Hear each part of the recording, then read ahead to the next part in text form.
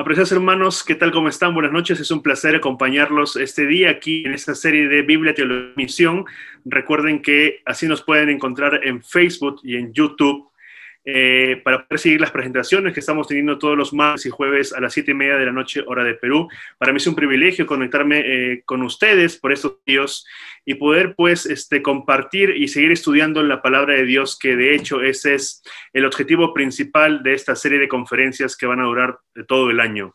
Como ustedes saben, día tras día, los martes y jueves, hemos tenido ponentes de diferentes partes del mundo. Algunos han sido traducidos al español porque no pueden hablar, como dice nuestro colega Richard Davidson, el lenguaje celestial, que es el español. Y el día de hoy nos acompaña también una persona especial, un amigo que conocí hace bastante tiempo y que nos pudimos conocer en persona hace un par de años cuando estuve en mi casa en un simposio que estuvimos juntos en Perú. Así que, Héctor, gracias por estar con nosotros. Antes de poder presentarte formalmente y que empieces con tu presentación, permíteme hacer una oración para que ya podamos entrar a tu tema en sí. Oremos. Bendito Padre que estás en el cielo, Señor, gracias por el don de la vida, gracias porque también permites que tú, nosotros, tus hijos, podamos reunirnos por estos medios virtuales para poder seguir estudiando tu palabra, Señor. Gracias porque acá todas las noches nos cuidas y sobre todo nos cuidas también en las noches que tenemos presentaciones, aun cuando haya problemas de clima, etcétera. Quédate con nosotros, Señor, y te pedimos de manera especial por tu Espíritu Santo para que sea derramado hijo Héctor, para que pueda expresarse de manera correcta, y también por nosotros, Señor, para poder entender lo que Héctor quiere decirnos el día de hoy. Te pedimos todo eso, Señor, agradecidos por el don de la vida y por tus cuidados, en el nombre de Jesús. Amén. Gracias. Bien, como les decía, el día de hoy está con nosotros Héctor Urrutia. Para los que no los conoce, él es original de Chile, él es de allá, y el día de hoy nos viene a hablar sobre una peculiar perícopa, un peculiar texto. Me refiero a 11. Si bien recuerdan, hace unas semanas atrás estuvo el doctor Roy Gane para presentarnos su propuesta de Daniel 11, donde él señala pues que el rey del sur sería el Islam. Por supuesto, él también afirmó que esto simplemente era una propuesta y que estaba abierto a ser evaluado, revisado, criticado y, por supuesto, mejorar si ese fuese el caso. El día de hoy está Héctor para hablarnos de ese mismo tema, pero desde otra perspectiva diferente. Y recuerden que también más adelante va a estar Carlos Elías hablándonos también de Daniel 11. Hay, de hecho, muchas perspectivas sobre esos temas. Sobre ese tema hay algunas nociones en que los eruditos coinciden, pero hay otras en las que no, y creemos que es válido escucharlas y evaluarlas y como dice el texto bíblico. Para quienes no conocen a Héctor, él ha escrito unos libros y que más adelante le pediré a Héctor que los presente para que la gente que nos esté oyendo también adquirirlos y ser bendecidos, como yo lo fui cuando leí su libro de las trompetas. Héctor, gracias por acompañarme esta noche. Para mí es un privilegio una vez más estar contigo por el tiempo. Gracias, Joel, por la invitación y por las palabras también. Bueno, tú me pediste que mostrara mi libro y aquí los tengo. Este es el comentario de Daniel que escribí. Acá comentamos el libro completo, obviamente también el capítulo 11 que vamos a hablar hoy. Después tengo otro libro que se llama El origen de la vida, el Big Bang y el Génesis. Acá tratamos temas sobre los orígenes, sobre todo después de haber terminado medicina, donde tuvimos que leer muchos libros sobre biología y otras áreas. Bueno, este otro libro se llama Las bestias del Apocalipsis. Aquí comentamos todas las bestias del Apocalipsis y esas temáticas vinculadas. Este otro libro se llama Los tres ayes del Apocalipsis y aquí comentamos las trompetas y los sellos. Estos son los libros que tengo disponibles ahora. El otro está agotado y se llama El Espíritu Santo y la pluralidad de Dios. Tres de estos libros, el del Espíritu Santo y los dos de Apocalipsis, están en Amazon también, para los que quieran buscarlo por ese medio. Vamos a hablar entonces de Daniel 11, pero mi intención acá es proponer una estructura literaria, más que interpretar. La interpretación, digamos, es la meta final. Todos los que hablamos de un texto queremos proponer una interpretación o queremos llegar a la interpretación correcta. Pero hay distintas herramientas como para poder acercarnos al estudio de un texto, sea secular o sea un texto inspirado. En este caso, Daniel 11 es un capítulo difícil porque es largo. Es mucho más fácil estructurar Daniel 7, Daniel 8, vemos que hay una bestia, otra, y como que es más fácil partirlo, dividirlo. Pero acá a veces no sabemos dónde comienza y dónde termina un imperio. Es fácil saber dónde actúa un rey y después desaparece y viene otro. Pero ¿cuántos de esos reyes pertenecen a un imperio o un nuevo imperio? Es más difícil. Por otro lado, muchas veces Daniel y los autores bíblicos usan palabras claves, palabras que, digamos, introducen una nueva sección y también palabras que concluyen una nueva sección. Pero acá es más difícil, que no hay palabras tan nítidas que introducen y concluyen de este capítulo. Además de eso, palabras claves propiamente también es difícil encontrar porque en este capítulo 11 repiten de principio a fin. Por ejemplo, el término se levantó, amad en hebreo, volvió o se volvió el rey. El verbo shuv en hebreo se repite muchas veces. El verbo vendrá y vino a él en sus distintas conjugaciones. En hebreo bo se repite también un sinfín de veces. Agil, que significa fuerte, hasá y otros términos sinónimos, mausin, fortaleza, fuerte, fuerza, estos términos se repiten bastante. Conflictos, ¿verdad? Lucha entre uno y otro rey, son temáticas y son palabras continuamente en este capítulo 11. La misma palabra rey, por ejemplo, la palabra norte, sur, hijo, hija, son términos que están bastante repetidos. Entonces, poder dividir una sección de este capítulo diciendo que acá se utiliza un lenguaje peculiar y luego un lenguaje diferente, no es tan fácil.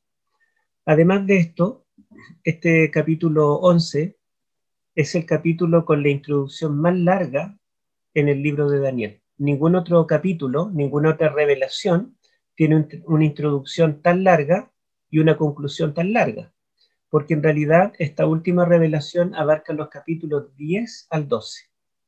Los capítulos 10 al 12 son una unidad. Dentro de los rollos del Mar Muerto, uno de los rollos contenía parte del capítulo 10 y 11. Y es interesante que para pasar del capítulo 10 al 11 está pegado en un mismo renglón. No hay nada, ninguna marca que indique que es un capítulo diferente. Por lo tanto, los originales, ¿verdad?, nos respaldan para mostrar que los capítulos 10 al 12 son una unidad literal. Esto hace más largo, ¿verdad?, este capítulo. Veamos entonces, voy a compartir las diapositivas que tenemos por acá. Acá entonces estamos compartiendo. Hablamos del capítulo 11, que es lo que nos interesa, pero como les digo, es parte de una sección que es un poco más grande, que serían los capítulos 10, 11 y 12. En el capítulo 10 tenemos allí que Daniel está orando, ayunando, se le aparece un varón glorioso, su rostro era como el sol, Daniel cae como muerto a sus pies, y viene un ángel que pone su mano sobre su hombro, lo fortalece, lo ayuda a enderezarse, y le dice varón muy amado. Esas mismas palabras en el capítulo 9 se les había dicho a Daniel el ángel Gabriel. Este y otros motivos hacen que la mayoría de los eruditos piensen que aquí hay dos personajes. Uno, el varón glorioso que está delante de la vista de Daniel, y el otro, el ángel intérprete, que es el que toma a Daniel, lo fortalece, y el que trae el mensaje que es enviado por Dios. Sería Gabriel, el ángel mensajero, que va a entregar una revelación oral, audible, no una visión. Daniel en el capítulo 11 no se le muestran estos reyes combatiendo, sino que se le muestra, o más bien no se le muestra, se le cuenta, se le narra lo que va a pasar. Y mientras él escucha esto, está contemplando a Cristo en gloria. Esta escena y estos seres celestiales desaparecen en toda la revelación que va desde el capítulo 11.2 hasta el 12.3. En el 12.4, otra vez reinicia ese diálogo con estos seres celestiales, vuelve a mencionar este varón glorioso que él es allí, y hay interacción entre Daniel con ellos. Vamos a ver entonces cómo podemos dividir la revelación propiamente, que nos cuenta de los distintos reinos, el reino persa, griego, romano, papal, y el reino eterno de Miguel.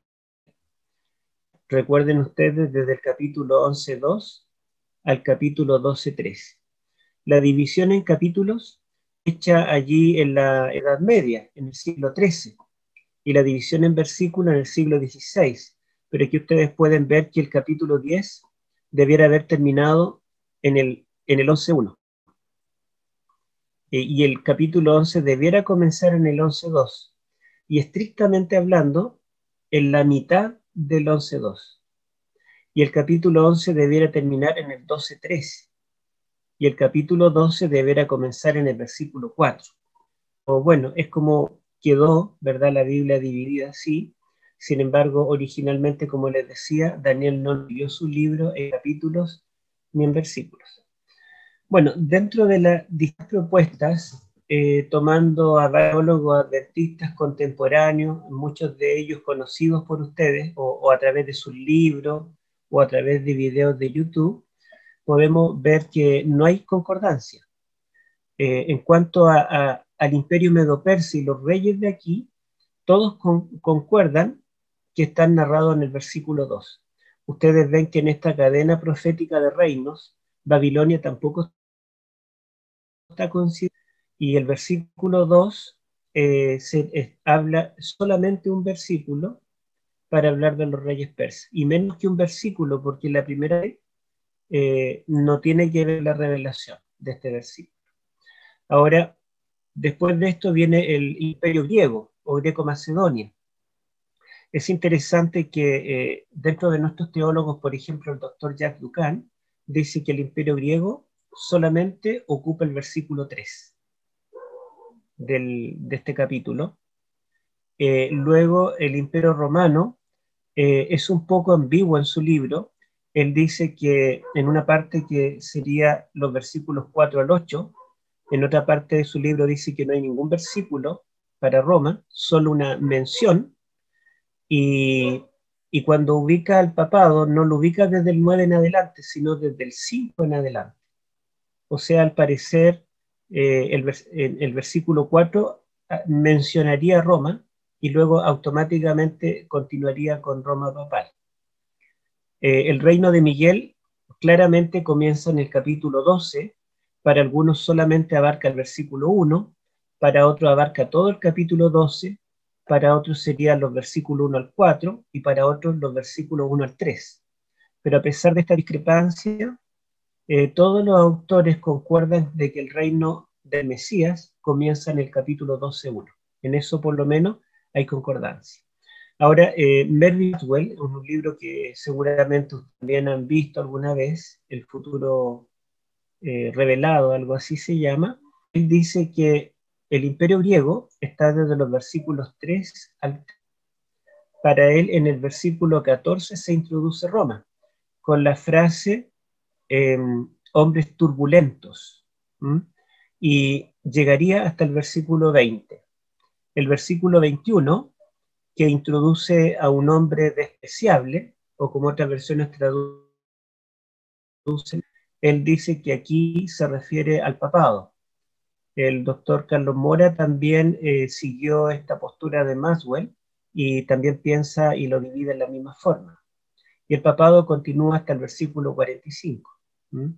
El doctor Willanchea, en su comentario a Daniel, él dice que el reino griego va desde el versículo 3 al 15, y Roma entraría en el versículo 16, cuando aparece un rey que vendrá contra él y no habrá quien se le pueda enfrentar. El Imperio Romano termina, de acuerdo al doctor Chea, en el versículo 22, por lo tanto, ¿verdad?, es posterior a lo que dicen los autores anteriores, y desde el versículo 23 al 45, él coloca o ubica a Roma papal.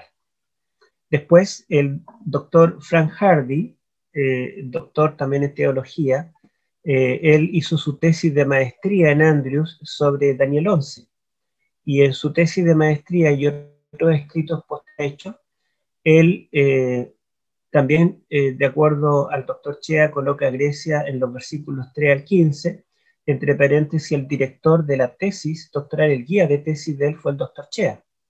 Pero él discrepa en la división de Roma. Él dice que Roma va desde el versículo 16 al 28. Y por lo tanto, Roma papal comenzaría en el versículo 29 hasta el 45. Varios autores, entre ellos, ¿verdad?, tenemos también el Comentario Bíblico Adventista y otros, dividen los versículos 3 al 13, como hacen otros autores como Maxwell, por ejemplo, y comienzan con Roma en el 14, pero terminan en el 30, no en el 20 como Maxwell, ni en el 8 como Jack Duncan, ni en el 22 como William, el 28 como Frank Hardy, sino en el 30. Hace poco el doctor Alberto Treyer también dio algunos seminarios interesantes sobre Daniel 11, y él propone que sea hasta el versículo 29 que llegue Roma. O sea, tendríamos ya otra propuesta. El 8, el 20, 22, 28, 29, 30, dentro de las distintas propuestas. Y desde el versículo 31 al 45 sería Roma papal. El doctor Roy Gane, que ustedes lo escucharon hace poco, esto yo lo seguí en base al libro que él escribió, o su ponencia que hizo el 2018 en Italia. Él considera que el imperio griego, versículo 3 al versículo 19, y en el 20 introduce el imperio romano, en realidad introduce a Roma.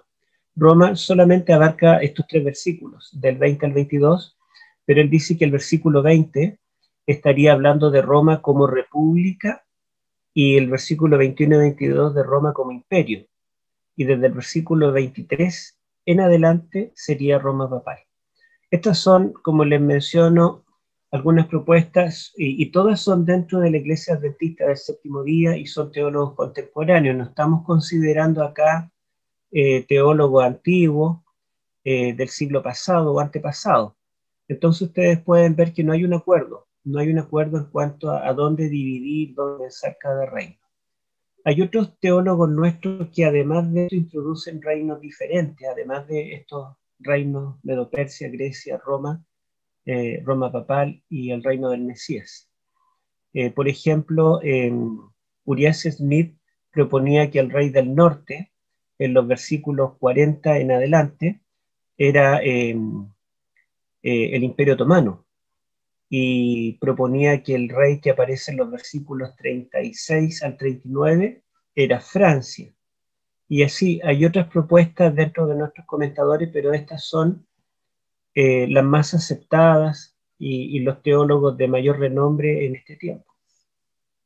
Bueno, yo coloqué con verde aquí y con azul acá porque el verde muestra donde hay unanimidad.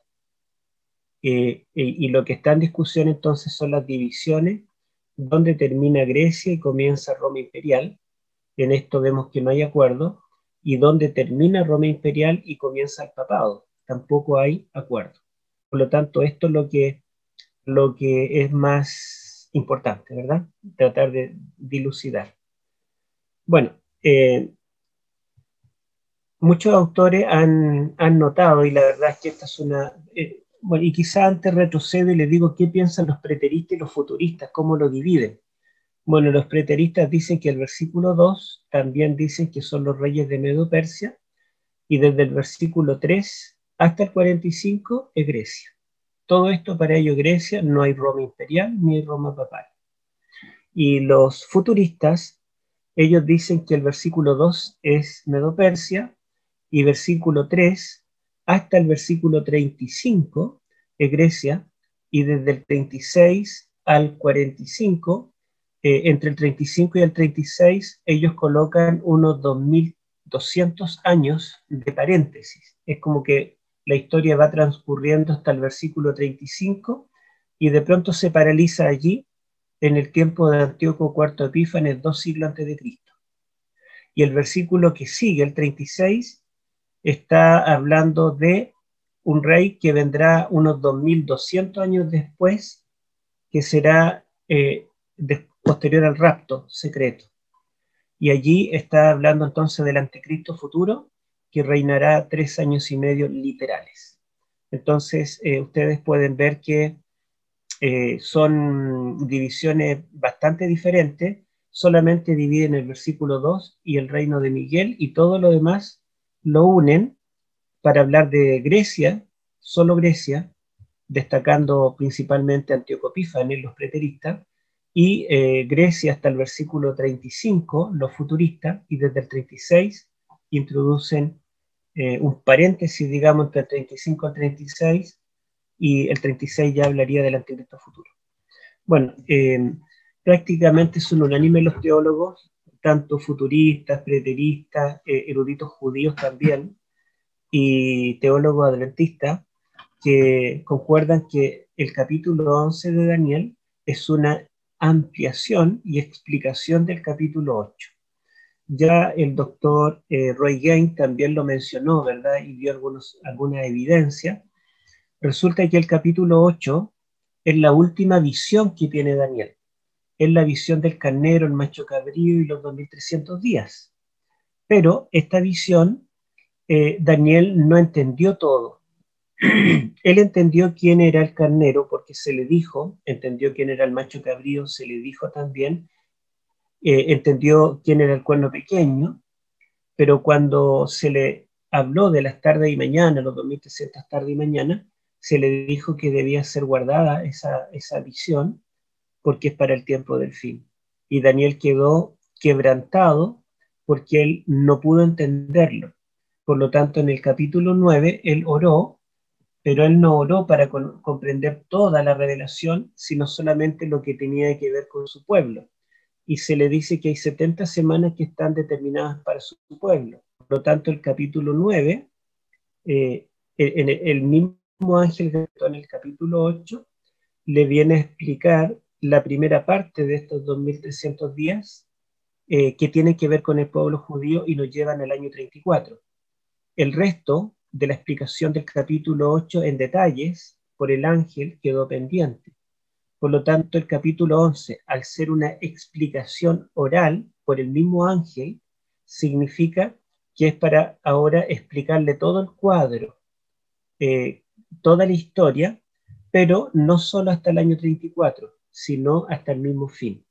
Ustedes pueden ver que lo poco que se dice del imperio persa, solo un versículo, es porque no es tanto el interés en el pasado, sino más bien lo que viene después de las 70 semanas, que es lo que no se le explicó en el capítulo 9.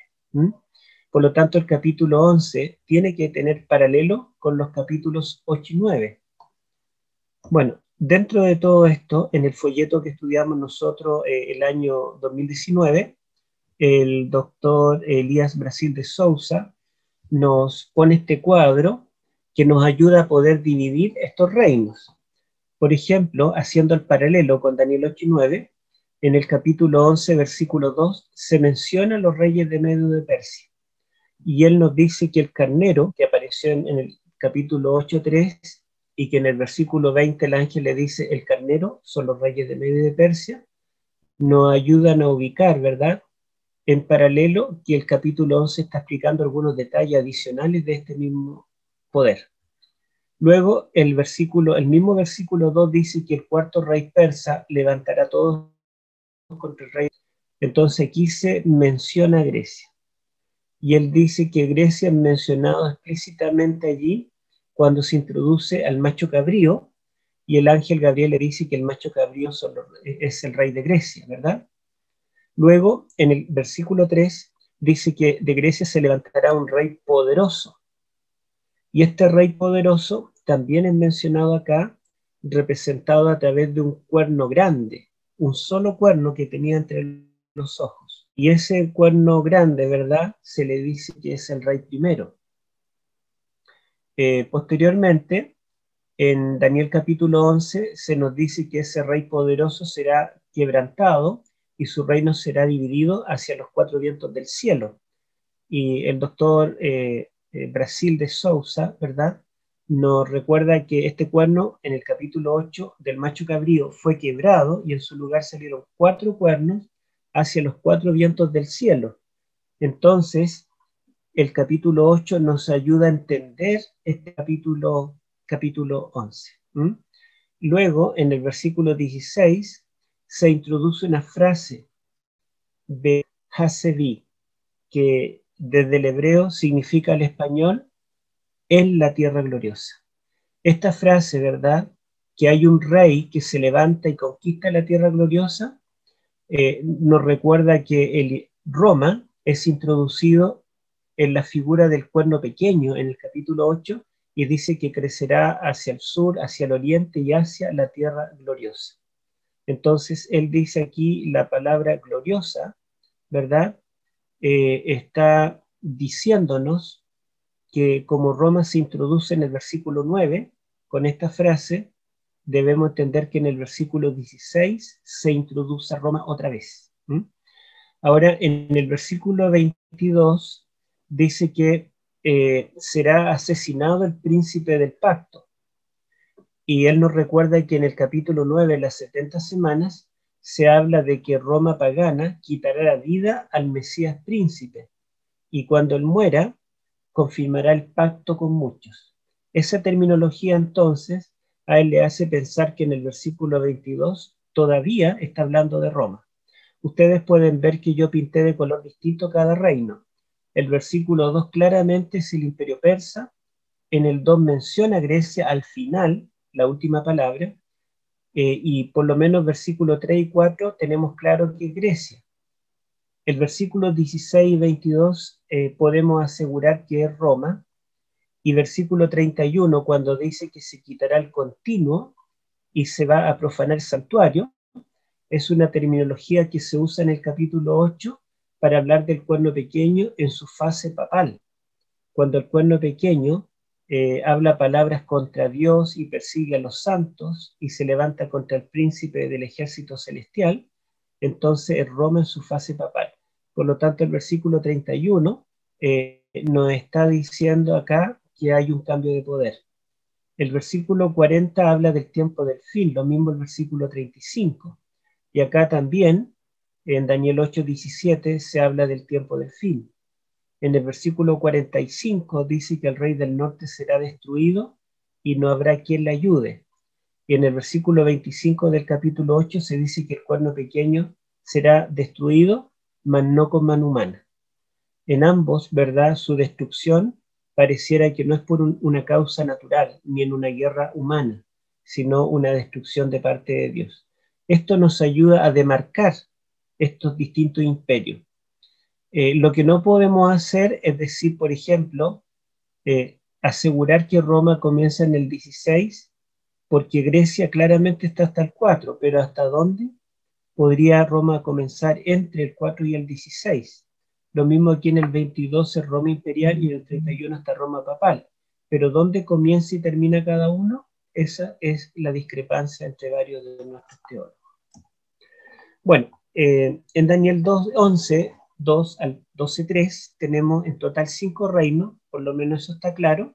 Acá todos concuerdan en que hay 5 reinos, 1, 2, 3, 4 y 5 con el reino de Miguel en el capítulo 12. Y fuera de todas las subdivisiones de cada uno de ellos, podemos decir que los 5, ¿verdad?, forman unidades literarias completas. Acá esta es la división que yo propongo, y voy a decir por qué. Tenemos evidencias, y la idea cuando uno trata de la estructura literaria, no es que sea una evidencia de consenso, por ejemplo, citar a 10 teólogos que crean así, o citar datos históricos, sino que la evidencia desde el punto de vista literario es demostrarlo con palabras claves en el texto original, en este caso en el texto en hebreo. El versículo 2 habla de los reyes de Medo-Persia. Los versículos 3 al 15 habla de los reyes de Greco-Macedonia o de Grecia, 3 al 15. 16 al 30 habla de los reyes de Roma imperial.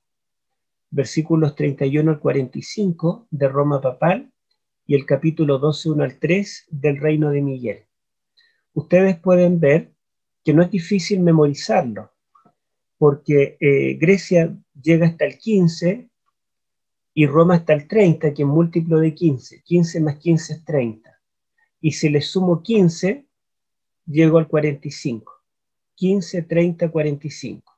Entonces ustedes, con que recuerden que en el 11.2 habla de Medo-Persia, pueden decir que el siguiente reino viene después de este, desde el 3 hasta el 15, el siguiente después de este 16 hasta el 30, el siguiente después de esto del 31 hasta el 45. Esos son los reyes. Vamos a ver, yo cuando hice esta división, dije, ¿por qué Roma está en el centro? Habrá un quiasmo tal vez. Quiasmo es cuando hay paralelos invertidos, por ejemplo, que el primer elemento tiene correspondencia con el último, el segundo con el penúltimo, y el que está en el centro es lo más importante. Yo dije, no podría ser que Roma sea lo más importante, porque claramente el reino más importante es el de Miguel. Miguel es Cristo. Además que Roma es la cuarta bestia en Daniel 7, espantosa, terrible, es el imperio más cruel, no podría ser el centro. Pero después me acordé de que acá, en el versículo 22, describe la muerte del Mesías. Y ahora, ¿verdad? Desde ese momento llegué a la conclusión de que efectivamente Roma tiene que estar en el centro, porque fue el tiempo del Imperio Romano, cuando Cristo murió en la cruz. Bueno, y justamente el título aquí, el Mesías es el centro de la profecía. Miren, a estos 5 reinos que tenemos acá, en la diapositiva anterior, desde el 11.2 al 12.3, tenemos que añadir el resto de esta sección, porque la verdad es que esto es la revelación oral, pero el ángel que le revela apareció en el 10, y el ser glorioso que Daniel contempla también, y luego continúa un diálogo en el 12.4 al 13, así que tenemos que añadir acá el capítulo 10 y acá el resto del capítulo 12. Eso nos da 7 partes, y el 7 no es casual, que es el número preferido en Daniel y Apocalipsis. Entonces, el capítulo 10 es la introducción a esta revelación, y el capítulo 12, 4 al 13, es la conclusión. Y yo me di cuenta que en estas 2 secciones aparecen seres celestiales y ángeles que dialogan entre ellos y dialogan con Daniel. Esto ocurre en el capítulo 10 y también en el capítulo 12 del 4 en adelante. Pero nunca ocurre en esta revelación. Esto me permite ver que la letra A, la introducción, tiene paralelos con la letra A'. En segundo lugar, los reyes persas comienzan con Ciro, el libertador. ¿Por qué digo que comienzan con Ciro? Me gustaría que buscáramos allí en el capítulo 11 de Daniel, el 10, en realidad allí comienza todo. El versículo 1 dice: en el año 3 de Ciro, rey de Persia, fue revelada palabra a Daniel, llamado Belsasar, y la palabra era verdadera y el conflicto grande. Pero él comprendió la palabra y tuvo inteligencia en la revelación. Entonces, este capítulo fue narrado, fue revelado a Daniel en el año 3 de Ciro. Y en el versículo 2, si ustedes ven el capítulo 11, versículo 2, que lo tenemos acá, vamos a leerlo también, dice el ángel: y ahora yo te mostraré la verdad. En hebreo dice: yo te declararé la verdad. He aquí que aún habrá 3 reyes en Persia, y el cuarto será de grandes riquezas más que todos ellos, y al hacerse fuerte, con sus riquezas, levantará a todos contra el reino de Grecia. Entonces dice que después habrá 3 reyes más. La pregunta, ¿después de quién? Después de Ciro, el rey que gobernaba en ese momento. Y Ciro, ustedes pueden recordar que ya Daniel sabía de él antes que Ciro naciera, porque Isaías, en los capítulos 44 y 45, que estamos estudiando en el folleto, Isaías anuncia a Ciro con nombre y dice que él será el que Dios levantará para libertar a su pueblo del yugo babilónico. Dice que él tomará Babilonia, el enemigo del pueblo de Dios, aquel reino, el rey del norte, que destruyó Jerusalén, destruyó el templo, profanó el templo y llevó cautivo al pueblo de ese reino malévolo de Babilonia, será conquistado por Ciro, y al mismo tiempo Ciro dará un decreto para libertar al pueblo judío, para que vuelva a la tierra prometida, y dará un decreto para reconstruir el templo. O sea, Ciro comenzaría una cadena de eventos que favorecerían al pueblo judío. Por lo tanto, Ciro es el libertador histórico de los judíos. Y la revelación termina con Miguel. Fíjense ustedes el capítulo 12. Yo no sé si Joel me puede ayudar con la lectura o lo hago yo. Bueno, ¿puede ser? ¿Lo hago yo? Bueno, el capítulo 12, 1 al 3, voy a leer. ¿Se escucha, verdad? Ya. Dice así. En aquel tiempo, leeré el 1 por tiempo, en aquel tiempo se levantará Miguel, el gran príncipe que está de parte de los hijos de tu pueblo, y será tiempo de angustia, cual no lo fue desde que hubo gente hasta entonces. Pero en aquel tiempo será libertado tu pueblo, todos los que hayan sido registrados, inscritos en el libro. Entonces, otra vez aquí, digamos, cuando habla del reino mesiánico, habla de un libertador. Cuando se levante Miguel, en aquel tiempo habrá angustia, como en el tiempo, ¿verdad?, de Ciro, que el pueblo judío vivía en Babilonia. Pero Ciro lo libertó y dice que ahora se levantará al final de la historia Miguel, el gran príncipe que está a favor de su pueblo, y dice que será libertado tu pueblo. Por lo tanto, nosotros encontramos un paralelo entre, ¿verdad?, los reyes persas con el reino de Miguel. Luego tenemos los reyes griegos, y notamos en el texto, ustedes seguramente lo han leído, que hay luchas continuas entre un rey del norte y un rey del sur. El rey del norte es el rey de, digamos, de Antioquía, el rey Seleucida, y el rey del sur es el rey Ptolomeo de Egipto. Están en continuo combate y entre ellos está el pueblo de Dios y su santuario. Ahora, cuando describe el reino papal, se reanudan estas batallas entre el norte y el sur. Y a pesar de que en el tiempo del fin ya la geografía no es literal, otra vez menciona que el Monte Santo está en riesgo y el pueblo de Dios. Por lo tanto, también vemos una similitud. Y en el centro tenemos a los reyes romanos, y lo que destaca allí es la muerte del Mesías. Ahora, hay más. Como lo importante acá no es la historia secular, podríamos leer, miren, yo quiero que leamos, porque el ángel Gabriel en el capítulo 10, versículo 14, le dice a Daniel por qué motivo ha venido, qué es lo que le va a revelar. Y dice lo siguiente: he venido para hacerte saber lo que ha de venir a tu pueblo en los postreros días, porque la visión es aún para muchos días. Entonces le dice que ha venido para hacerle saber lo que pasará a tu pueblo. Entonces la pregunta, ¿es el interés saber qué pasa con los reyes griegos? ¿Cuántos reyes seleucidas va a haber? ¿Hay un interés en resaltar al rey Antíoco IV o a otro Antíoco o a algún rey Ptolomeo? o siquiera los reyes romanos. La verdad es que el propósito de toda esta revelación histórica es hacerles saber lo que sucederá a su pueblo, el pueblo del pacto. Por lo tanto, debemos buscar en estas luchas al pueblo de Dios.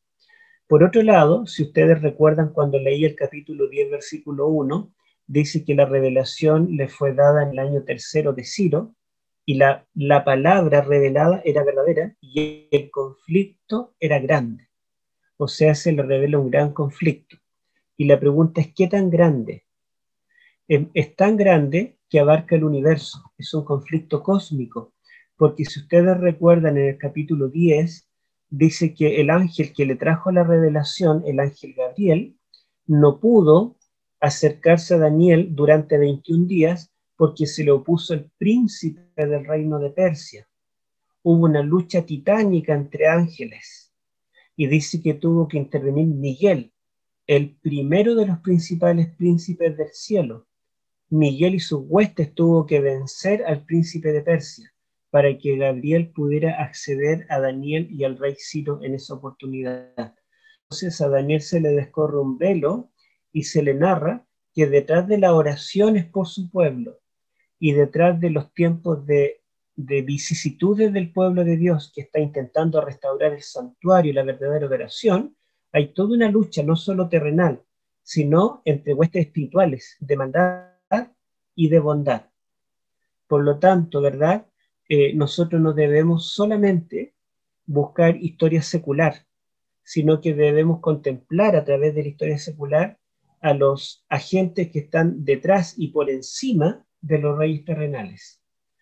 Y por lo tanto, acá yo veo fundamental el templo, el pueblo y la ciudad santa. ¿Y por qué?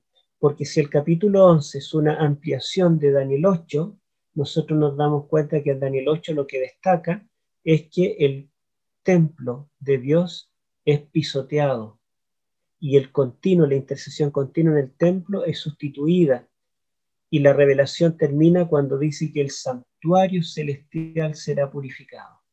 Por lo tanto, nosotros tenemos que ver que en el capítulo 11 también el templo, el pueblo que adora en ese templo y la ciudad donde está ese templo tienen que tener importancia. Entonces podemos decir que los reyes persas restauran el templo, la ciudad y el pueblo.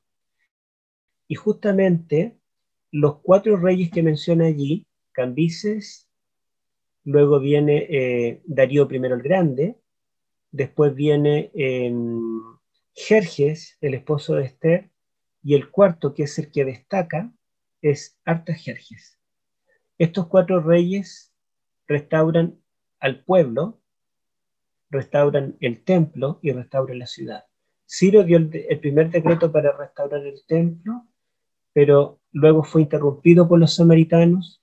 Darío da un segundo decreto y él logra concretar la restauración completa del templo en el año 515 a.C. Luego Artajerjes da 2 decretos para reconstruir la ciudad, uno el 457, ¿verdad? El otro el 444. Y podemos ver que con estos 4 reyes que mencionan en el versículo 2, se restaura completamente todo lo que Nabucodonosor, el rey del norte, había destruido. ¿Mm?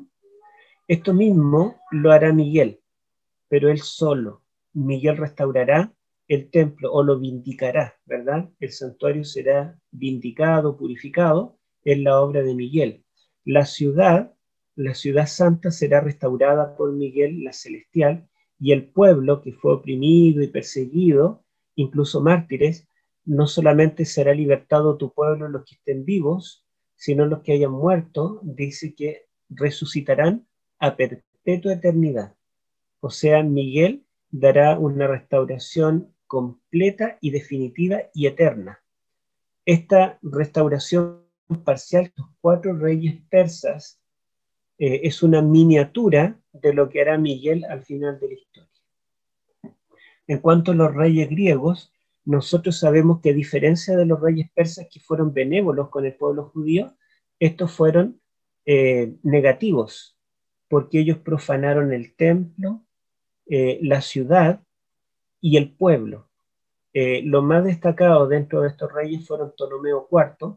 Esto está narrado en los 4 libros de Macabeos, primero, segundo, tercero y cuarto de Macabeos, que los protestantes en general no los consideramos inspirados. Hay muchas contradicciones en relación a la Biblia, pero la Biblia católica contiene primero y segundo de Macabeo, y la Biblia católica ortodoxa contiene primero, segundo, tercero y cuarto de Macabeo. Y por ejemplo, en el tercer libro de Macabeo se nos dice que Ptolomeo IV de Egipto, él intentó cometer un sacrilegio tremendo porque él quiso entrar al lugar santísimo. Y cuando los sacerdotes le dijeron que no, porque ese era el lugar donde moraba Dios, él dijo: yo también soy Dios, y yo vengo a hablar con vuestro Dios de Dios a Dios. Y él intentó entrar al lugar santísimo, pero los sacerdotes no se lo permitieron. Entonces dice el tercer libro de Macabeo que él se fue con mucha ira a Egipto, y en Alejandría, la capital del imperio ptolomaico, habitaba una gran población de judíos. Entonces él dio un decreto de muerte para todos los judíos de Alejandría. Y según el libro tercero de Macabeos, Dios intervino en forma milagrosa para evitar que hubiera un genocidio. Pero interesante, ¿verdad?, cómo estos reyes griegos, algunos de ellos fueron muy malos. Además de eso, también el libro primero y segundo de Macabeo nos cuentan de Antíoco IV Epífanes, no del sur de Egipto, sino del norte, de Seleucida, que dice que él profanó el templo también, atacó la ciudad, luchó contra el pueblo judío, sacrificó un cerdo en el altar, levantó una imagen a un dios griego. Entonces, estos reyes hicieron, ¿qué hicieron con el pueblo de Dios? A diferencia de los reyes persas que lo restauraron, ¿verdad? Ellos profanaron el templo, la ciudad, y también diezmaron al pueblo. Esto que hacen los reyes griegos en miniatura lo haría mucho más el papado. El papado profanaría el templo. De hecho, en Daniel 8 dice que es el cuerno pequeño en su fase papal que quitará la base de su santuario y lo arrojará por tierra. Dice también que le quitará a Cristo el ministerio continuo del templo celestial. Por lo tanto, un sistema sacerdotal profano, ¿verdad?, que compite con el verdadero plan de salvación centrado en el templo celestial. La ciudad santa, Apocalipsis 11, 1 al 3, dice que este poder del cuerno pequeño pisoteará la santa ciudad 42 meses. Jesucristo también lo dice en Lucas capítulo 21. Y el pueblo, este poder, el poder papal, perseguirá al pueblo de los santos por tiempo y medio tiempo. Entonces, lo que hacen los reyes griegos acá, a pequeña escala, con el pueblo judío literal, lo hará el papado con el pueblo de Daniel, el pueblo judío espiritual. Y en el centro tenemos entonces los reyes romanos que destruyen el templo. No solamente lo profanan, se da cuenta que hay una intensificación, acá lo restauran, acá lo profanan, acá lo destruyen, al punto que no dejaron piedra sobre piedra. Destruyen también la ciudad de Jerusalén, matan 1 millón de judíos y luego persiguen a cristianos, ¿verdad? Y matan, no sé si fueron centenas, miles o millones. El Imperio Romano en una etapa intentó acabar con el cristianismo. Y no solo eso, sino que también dieron muerte al Mesías. Y eso lo anuncia en este capítulo, en el versículo 22. Por lo tanto, lo que Roma hace, ¿verdad?, es mucho peor, ¿verdad?, de lo que hicieron los otros reinos. Y así tenemos que esta estructura es una estructura quiástica. Bueno, vamos a avanzar. Antes de ver en detalle cada una de estas secciones, recuerdo algunas palabras que escribió allí en su tesis el doctor Frank Hardy. Él dice: lo que escuchó Daniel, el profeta, ¿verdad?, lo que escuchó fue Daniel 11, pero lo que vio fue a Cristo. En otras palabras, mientras él escuchaba esta revelación que fue oral, se le contaba a los reyes que iban a venir, él nunca los vio. Él estaba frente a Cristo y estaba contemplando a Cristo con todo su poder y con toda su gloria. Por lo tanto, él concluye, en cualquier caso, para nosotros, la tarea es traer los dos elementos de la experiencia de Daniel en el capítulo 11 juntos. Debemos estudiar lo que escuchó en el contexto de lo que vio. Debemos aprender los hechos históricos narrados en la profecía, manteniendo a la vista a Cristo todo el tiempo. O sea, Cristo se transforma en la clave hermenéutica para poder entender Daniel 11. Cuando nosotros tratamos de entender Daniel 11, con todos los datos que están allí, los distintos reyes, las distintas batallas, nos perdemos. Pero cuando nosotros vemos a Cristo en este capítulo, parece que todo se hace simple. Bueno, dentro de las otras propuestas estructurales, las más significativas son justamente la de Hardy y la del doctor Jack Duncan. Mire, Hardy propone en su tesis la siguiente estructura literaria, que también él piensa que es un quiasmo, y concuerda conmigo de que el versículo 22 sería el centro, la muerte del Mesías. Pero hay algunas diferencias.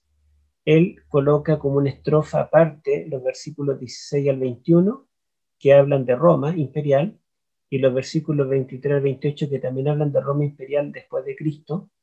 Ustedes vieron que yo termino en el 30, él termina en el 28. Él coloca el capítulo 10 completo hasta el versículo 21 como paralelo del capítulo 12 completo, pero ustedes pueden ver que el capítulo 12, los primeros 3 versículos, es la culminación de esta larga lista de reyes que termina con el reino eterno de Cristo. O sea, el reino de Cristo es parte de la revelación, los primeros 3 versículos. No es parte de la introducción. No puede ser paralelo a la introducción, los primeros 3 versículos. Después él tiene como un bloque literario los versículos 1 al 4, pero el versículo 1 del capítulo 11 pertenece a la introducción. El versículo 2 habla de los reyes persas. El versículo 3 habla de Alejandro Magno. Y el versículo 4 habla de la división de su reino en 4. Entonces estos 4 versículos, en vez de formar una unidad, en realidad cada versículo es parte de una unidad distinta. Y estos 4 versículos los ponen en paralelo con los versículos 40 al 45, que nos hablan del papado después de su herida de muerte. Y así hay algunas cosas que no concordamos, y el doctor Jack Duncan, en 2019, sacó un libro sobre Daniel 11, y él propone esta estructura un poco más compleja, basada también en la de Hardy, donde repite básicamente esos detalles estructurales y los subdivide en algunas partes. Él coloca también a Cristo como el centro, su muerte, pero él dice que en el versículo 22 no está hablando de Cristo, sino que está hablando del periodo de la Contrarreforma, a partir del 1600 en adelante. Entonces él dice que aquí la muerte de este Mesías es la muerte de los mártires del tiempo de la Contrarreforma. Está aludiendo a la muerte de Cristo, pero no está hablando de la muerte de Cristo. Bueno, dentro de, o para comprender este capítulo, y la verdad es que todo Daniel y Apocalipsis, es necesario tener algunos principios claros. El más fundamental, diría yo, es que nosotros debemos comprender que hay un paso del Israel literal al Israel espiritual. Y eso es lo que no considera, por ejemplo, el doctor Roy Gain, porque él dice que debemos nosotros entender en forma literal todo el capítulo 11. Por lo tanto, cuando habla del rey del sur, debemos entender siempre Egipto. Y como Egipto fue ocupado por musulmanes posteriormente, debemos entender que las luchas contra el rey del sur entonces deben ser literalmente una lucha contra el Egipto musulmán. Él entonces propone que todo el capítulo es literal. Jack Duncan propone que todo el capítulo es espiritual. Él dice solo el versículo 12 es literal, pero versículo 3 hasta el final debemos entenderlo todo en forma espiritual y simbólica. Y yo diría son como dos extremos. Sin embargo, debemos entender que hay un traspaso del Israel literal, el pueblo de Daniel, al Israel espiritual, que es la iglesia cristiana. Bueno, ¿qué evidencias tenemos? Tenemos, por ejemplo, en el capítulo 9, evidencias muy claras. No lo vamos a leer, pero Daniel en el capítulo 9, versículo 4, dice que vuelve su rostro a Dios para orar y pide perdón por el pecado de su pueblo, porque dice el cautiverio babilónico que están viviendo en ese momento es porque ellos, los judíos, no permanecieron en su pacto. Ellos invalidaron el pacto de Dios. Y claramente allí la palabra pacto en Daniel 9:4 se refiere al pacto literal que hizo Dios con el pueblo judío. Pero en el versículo 27 dice que el Mesías, cuando muera, él confirmará un pacto con muchos. Ese pacto no es el mismo pacto que de los judíos literales, sino que es el nuevo pacto con el Israel espiritual, ¿sí? Aunque sea la misma palabra hebrea, berit, en el mismo capítulo, nosotros podemos ver que cuando Daniel 9 está hablando del Mesías, ahora debemos entender el lenguaje no limitado al pueblo judío literal, sino que debemos entenderlo ahora para los judíos espirituales, es decir, la iglesia cristiana, compuesta de judíos y gentiles. El monte santo se repite también allí dentro de la oración y se refiere al monte literal de Jerusalén, pero luego cuando dice que el Mesías ungirá al santo de los santos, ya no entendemos un santuario del monte de Sión literal, sino el santuario celestial. Me salto para no mencionar todo esto. El periodo de 70 años de Jeremías, que está en el capítulo 9:2, no le aplicamos el principio de día por año. Entendemos que esos 70 años son literales. Daniel también lo entiende así. Pero las 70 semanas que se le revelan de los versículos 24 al 27, entendemos que son proféticas, simbólicas, y por lo tanto le aplicamos el día por año.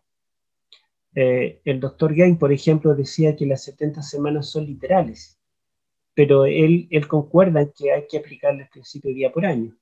Por lo tanto, todos estos detalles nos muestran que antes de Cristo, el pueblo de Dios son los judíos, literalmente.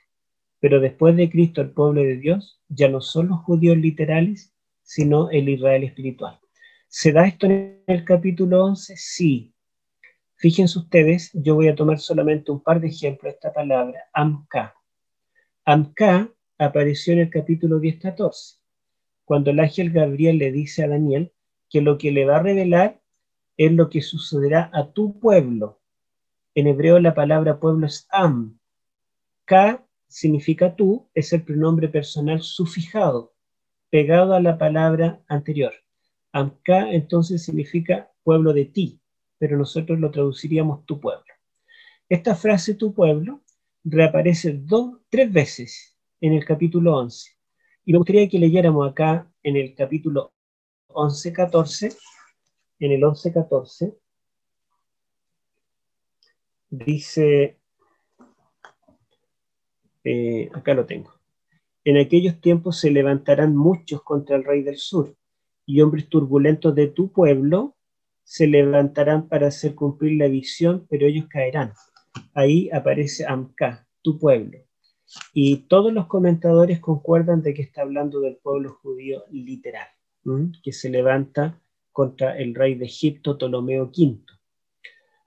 Pero después tenemos en el capítulo 12:1, las otras 2 veces que aparece esta palabra Amka, tu pueblo, dice, en aquel tiempo se levantará Miguel, el gran príncipe que está de parte de los hijos de tu pueblo, Amka, y será tiempo de angustia cual nunca hubo desde que hubo gente hasta entonces, pero en aquel tiempo será libertado tu pueblo, Amka, todos los que estén inscritos en el libro. Pregunto, ¿tu pueblo en el capítulo 12:1 se refiere solo a los judíos? Cuando se levante Miguel al final del juicio investigador, cuando se acabe la gracia, ¿él solo libertará a judíos o libertará a todos los cristianos que creemos en Cristo y que hemos permanecido fiel en ese momento histórico, podemos darnos cuenta que la misma terminología, antes del versículo 22, cuando aparece el Mesías que muere y hace un nuevo pacto, se refiere al pueblo judío literal, pero después del versículo 22, ahora debemos entenderlo como el pueblo judío espiritual. La frase Be'eret HaSevi, que significa literalmente en la tierra gloriosa, aparece 2 veces en el capítulo 11. En el versículo 16 dice que Roma conquistará la tierra gloriosa y la destruirá bajo su poder. Y todos concordamos en que la tierra gloriosa acá es Jerusalén literal. Pero en el capítulo 11, 41, dice que en el tiempo del fin, el rey del norte invadirá al rey del sur y pasará por la tierra gloriosa y luego rodeará el monte glorioso y santo. Esa terminología, aunque es la misma, entendemos que en el tiempo del fin no es Jerusalén solamente. El conflicto final y el dominio que pretende el rey del norte en el tiempo del fin es el dominio de la tierra completa. Bueno, la misma palabra pueblo se repite en el capítulo 11, en el 32 habla del pueblo que conoce a su Dios, los sabios del pueblo, el pueblo santo, es perseguido por tiempo, medio tiempo, y claramente aquí se refiere a la persecución del cristianismo fiel, los valdenses, los albigenses, los reformadores y otros. Bueno, estructura entonces bueno, esto no lo voy a destacar, pero solamente quiero mencionar con esto de que en cada capítulo el centro es el Mesías. Entonces acá en los capítulos 10 al 12 no puede haber otro como centro que Cristo. Es por eso que en mi estructura que propongo, que vuelvo atrás para recordarla, en esta estructura yo digo que, en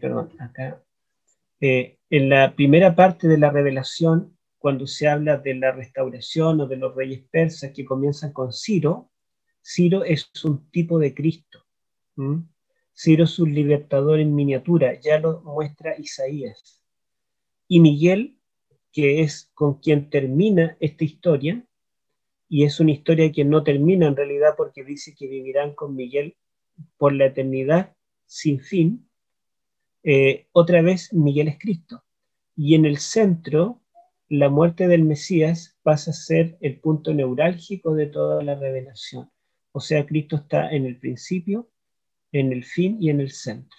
Y en la introducción, el varón glorioso, ante quien Daniel cae como muerto, es Cristo, y el mismo varón glorioso aparece al final para añadir más revelación, y otra vez es Cristo.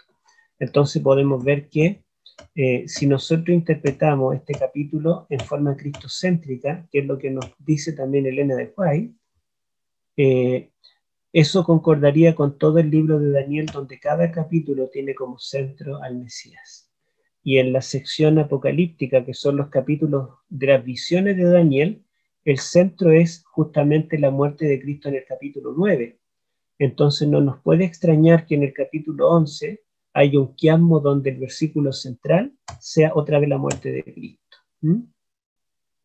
Bueno, vamos a comentar entonces estos bloques literarios. Joel me va a decir cuánto tiempo me queda. No sé si nos queda tiempo, si nos saltamos alguna parte. Yo mientras él... ¿Sí? 20 minutos, Héctor. Ya, 20 minutos. Bien. Entonces, dentro de los bloques literarios, vemos que acá no es importante una guerra entre un rey Ptolomeo, Seleucida, romano, sino que lo importante es que es guerra contra el reino del Mesías. Y acá, la A y A' sería la introducción y conclusión. Mire, yo encontré que en el idioma hebreo hay un sinfín de palabras que solo aparecen en estas dos secciones y en ninguna otra parte de Daniel 11, ¿sí? Entonces el nombre Daniel solamente aparece en el capítulo 10 y en el 12, el pronombre personal yo, el verbo ver, etc. Todos estos términos solo aparecen en el 10 y en el 12, pero no en la revelación misma del capítulo 11. Después la sección de los reyes persas y el reino de Miguel, vemos que es muy breve. Ustedes ven que aquí solo un versículo y aquí solo 3 versículos, pero aún así encontramos algunas cosas interesantes. Estas similitudes Ciro, como el Mesías, ¿verdad? O un tipo del Mesías con Miguel, es interesante, ¿verdad? Los 3 reyes de Persia, que también tienen relación, no lo voy a detallar por el tiempo, relación con el Mesías. La restauración de Jerusalén, según el capítulo 9, que comenzará con Ciro y los 4 reyes que menciona acá, dice que estos serían tiempos angustiosos. Y eso tiene paralelo, ¿verdad? Estos tiempos en los cuales los reyes persas restauran el templo y la ciudad del pueblo en tiempos angustiosos, tiene un paralelo con Daniel 12, porque dice que cuando se levante Miguel, será tiempo de angustia, ¿verdad? Cual nunca hubo. También entonces tenemos aquello. El cuarto rey, que sería Artajerjes, le llama grande, Gadol en hebreo. Y acá también, cuando habla de Miguel, le llama Gadol, una palabra hebrea que califica, ¿verdad?, a este rey, el cuarto de Persia, y califica también a Miguel. Así que tenemos paralelos. Los reyes griegos, ¿verdad?, que tienen un paralelo con el papado, fíjense que hay cosas interesantes. Bueno, los reyes griegos, uno de estos 4 reinos fue absorbido rápidamente por el reino Seleucida, y básicamente quedaron 3, Macedonia, Seleucida y Egipto. Ahora, Seleucida llegó a ser el más grande. Ustedes pueden ver el reino del norte, y abarcó todo lo que perteneció al territorio del imperio babilónico. Esto era Babilonia en los tiempos de Daniel, que llegó a ser el reino Seleucida. Y Egipto ocupó el territorio que históricamente siempre fue de Egipto. Y entre ambos estuvo Israel, que primero perteneció a Egipto hasta Ptolomeo IV, y luego desde Antíoco III perteneció al reino Seleucida. Y aquí tenemos la guerra, no vamos a detallarlo. Lo que sí vamos a decir es que encontramos que en estas 2 secciones de los reyes griegos y del papado hay mucho término también que solamente aparecen acá. Por ejemplo, el verbo gobernar, Dios, oro, plata, deleite, y solamente me voy a detener en este verbo gobernar, mashal en hebreo, que solamente aparece para describir a reyes griegos o al papado. Nunca se utiliza este verbo para referirse a los reyes romanos o a los reyes persas o al reino de Miguel. Y es interesante porque fíjense ustedes en el capítulo 2 de Daniel, cuando habla de Grecia, dice que después de la cabeza de oro se levantará un segundo reino inferior al tuyo, y luego un tercer reino de bronce que dominará toda la tierra. Machal, o la palabra equivalente en arameo. La palabra gobernar o dominar es la única característica que dice del reino de bronce de Grecia. Cuando habla en Daniel 7 de la bestia, la tercera bestia que es semejante a un leopardo, dice que esa bestia dominará o gobernará, que es la palabra equivalente a machal en arameo, y acá otra vez lo dice de Grecia, pero también lo dice del papado, así que hay un paralelo más. Ahora, Alejandro Magno y los reyes que vinieron después de él, ellos se declaraban dioses, e incluso algunos de ellos tuvieron templos donde fueron adorados. Y el papado también, ¿verdad?, adopta títulos divinos y se hace llamar Dios y es adorado, ¿verdad? Los que se acercan a él se postran ante él. Así que vemos que hay similitudes en este aspecto también. La teología católica romana es una teología agustiniana neoplatónica. San Agustín era un filósofo neoplatónico, y la teología es una teología basada en la filosofía griega. En el siglo XIV hubo una revolución teológica dentro de la Iglesia Católica con Santo Tomás de Aquino, y él adoptó una nueva teología, pero neoaristotélica. Se basó ahora en Aristóteles, otra vez una filosofía de origen griego. O sea, el mundo griego y el papado tienen muchos elementos en común.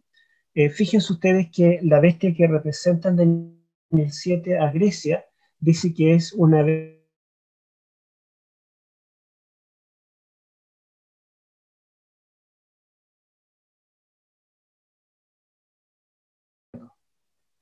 Entonces, es interesante, ¿verdad?, esos paralelos que podemos encontrar entre los reyes griegos y el papado.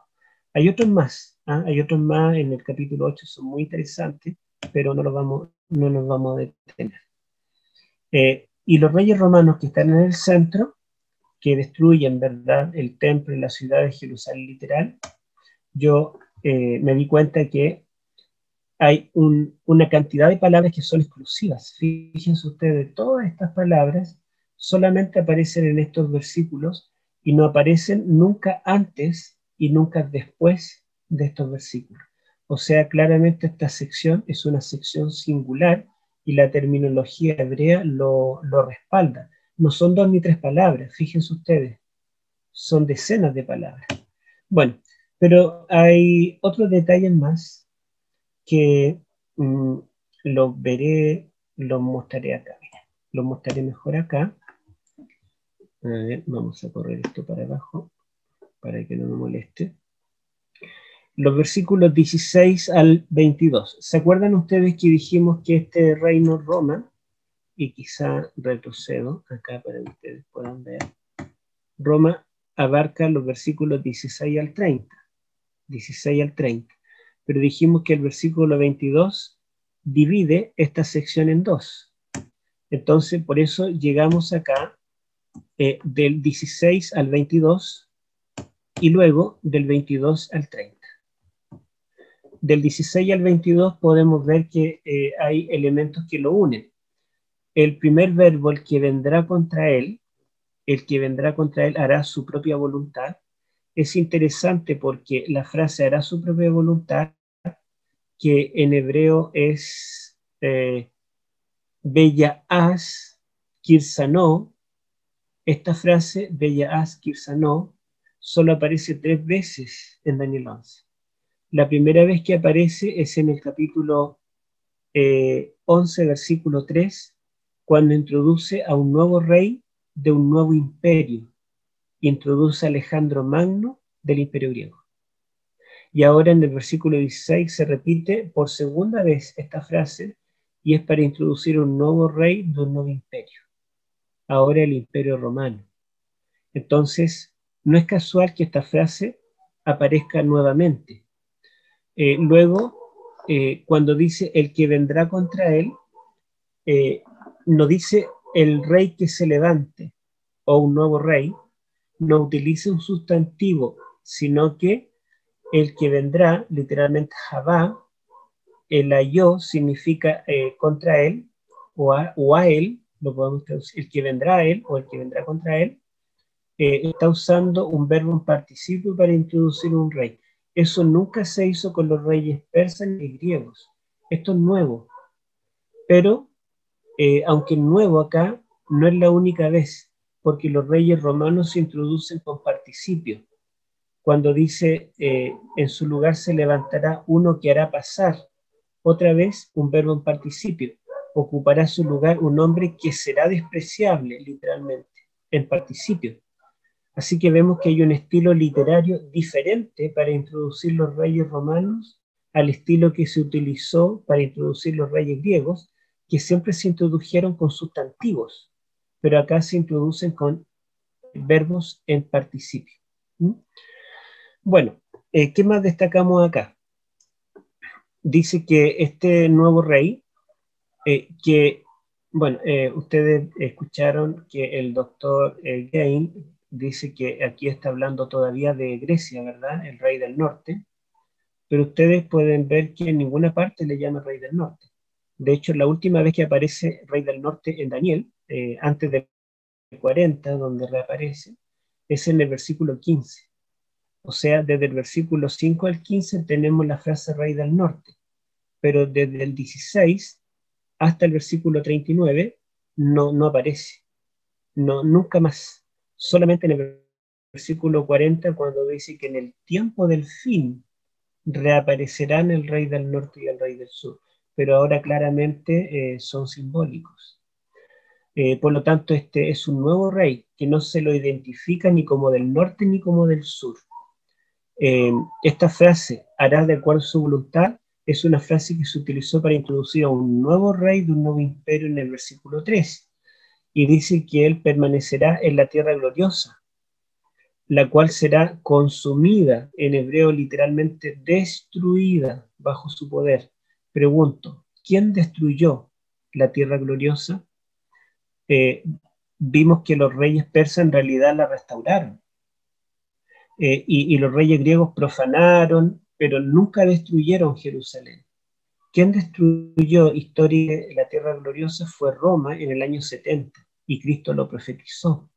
Por lo tanto, acá no podemos nosotros mantener todavía a un rey griego. Aquí claramente se está introduciendo el imperio romano. Eso, ¿verdad? Son elementos que marcan un nuevo comienzo. Ahora, aquí hay un detalle interesante también, que cuando dice nadie se le podrá enfrentar, en hebreo literalmente lo que dice allí, nadie podrá estar frente a su rostro, nadie podrá estar frente a su rostro. Y esta frase, la palabra rostro, panaio, aparece por primera vez en el capítulo 11. No había aparecido nunca antes para describir a los reyes griegos. Entonces también esta frase está introduciendo una nueva terminología dentro del capítulo. Por lo tanto, está marcando una nueva sección. Y esta palabra que nunca antes había aparecido, reaparece varias veces más, pero se escribirá a reyes romanos. Fíjense que aquí otra vez dice, afirmará luego su rostro. Bellacem panayo, otra vez. Le panayo, panayo. El 18 vuelve a repetir, volverá después su rostro. Bellacem panayo, otra vez. Luego volverá su rostro, 19. Bellacem panayo. Y lo repite otra vez acá. A ver. No lo marqué al parecer, pero ustedes se pueden dar cuenta que esta frase que se introduce por primera vez acá, delante de su rostro, vuelve a aparecer en estos versículos dentro de la misma sección. Ahora, este rey que vuelve su rostro, ¿verdad? Se refiere a Julio César, y las características que dice de él calzan perfectamente con él. No lo vamos a detallar por el tiempo.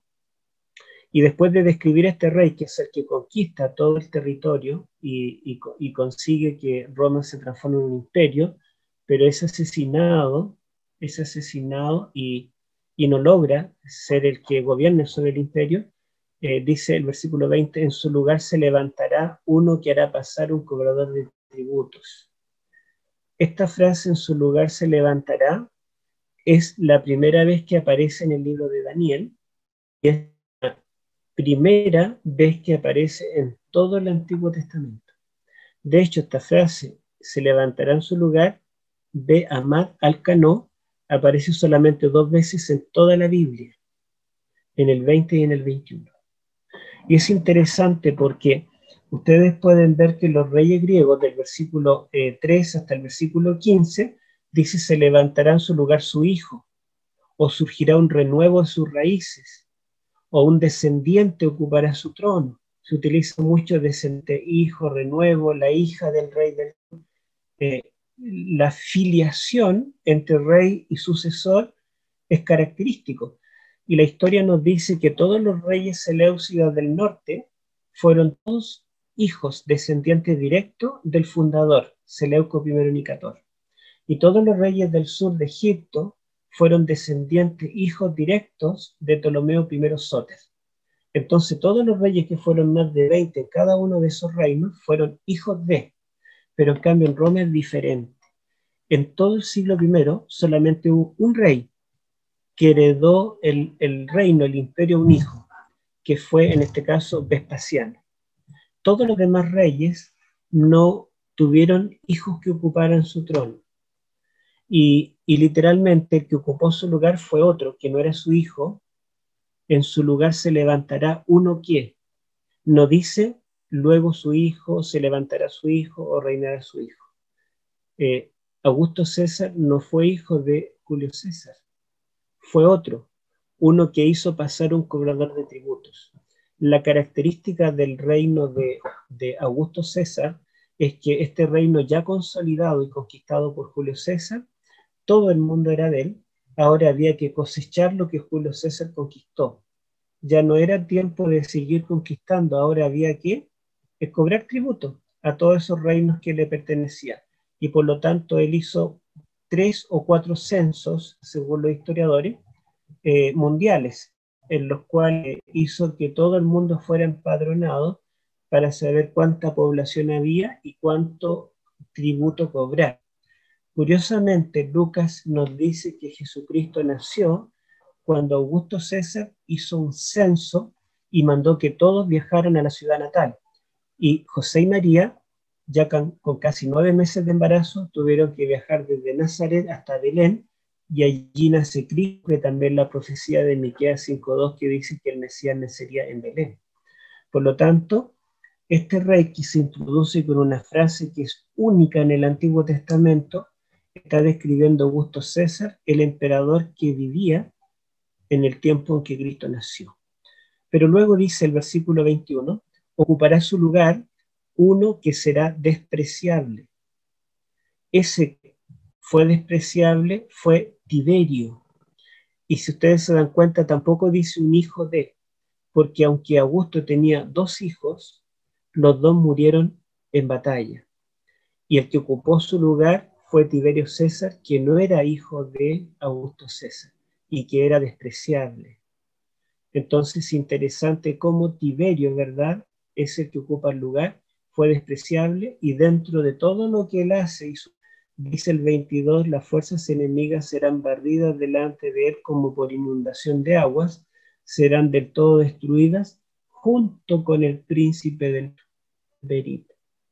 O sea, dentro de lo que se haría en el gobierno de Tiberio César, también el príncipe del pacto sería asesinado. Y esto ocurre exactamente así. Cristo muere en el periodo de Tiberio César. ¿Y por qué Pilatos condenó a Cristo sabiendo que era inocente? Después de haber intentado salvarlo de varias maneras, él condenó a Cristo porque los judíos le dijeron, si no lo crucificas, te haces enemigo. Le diremos a César que tú no estás apoyándolo. Y cuando escuchó que iban a llevar el tema a César, Tiberio, el hombre despreciable, prefirió matar a Cristo. Porque Tiberio era un traidor. Estaría dispuesto a matar a Pilato si Pilato hacía algo que no le simpatizara a Tiberio. Entonces, por esa desconfianza en este rey traidor, en este emperador, fue que Pilato hizo matar a Cristo. La palabra negid es solamente en Daniel 9, cuando habla de que el Mesías príncipe morirá. Y la palabra pacto también aparece allí cuando dice que con su muerte confirmará el pacto con muchos. Por lo tanto, aquí simplemente se le llama el príncipe del pacto. ¿Quién es el príncipe del pacto? El de allí, de las 70 semanas, el que murió para salvarnos. Bueno, y aquí tenemos los 2 emperadores que uno fue el que existía, reinaba cuando Cristo nació, y el otro el que reinaba cuando Cristo murió. Toda la vida de Cristo la vivió en la tierra bajo el reinado de estos 2 emperadores. Pero después los versículos 22 en adelante, ¿verdad?, al 30, que continúan hablando de Roma, el 22 habla del príncipe del pacto, y ustedes pueden ver que la palabra pacto, que entre paréntesis no aparece nunca en el capítulo 10 y 11 hasta este versículo. La palabra pacto es la primera vez que aparece en esta sección. Pero en esta sección se transforma en una palabra recurrente. Fíjense el 28. Él volverá a su tierra con gran riqueza y pondrá su corazón contra el pacto santo. Luego dice el versículo 30, porque vendrán contra él naves de Quitim y él se contristará y retrocederá, se enojará contra el pacto santo y hará según su voluntad, volverá pues y se entenderá con los que abandonen el pacto santo. Entonces esta palabra pacto que aparece acá por primera vez no es casual, porque se transforma en una palabra importante en esta sección. Entonces, y además dice que es el emperador de Roma, porque estamos hablando de Roma, habrá uno que se volverá contra el pacto santo. Y dice que habrá un emperador que se entenderá con los que apostaten. Este verbo abandonar se puede traducir como abandonar o apostatar, con los que apostaten del pacto santo. En otras palabras, esto nos prepara para hablar desde el 31 en adelante con aquel grupo que son el cristianismo apóstata. Ahora, como se califica 3 veces al pacto como santo, fíjense, 3 veces se le llama pacto santo, esto nos da a entender que este pacto no es un pacto secular de un rey terrenal o de un sacerdote terrenal, sino que tiene que ser un pacto divino. La palabra santo en Daniel siempre se refiere o califica lo divino, nunca se utiliza para hablar de algo secular. Por lo tanto, si el pacto es santo, el príncipe del pacto tiene que ser un representante de Dios.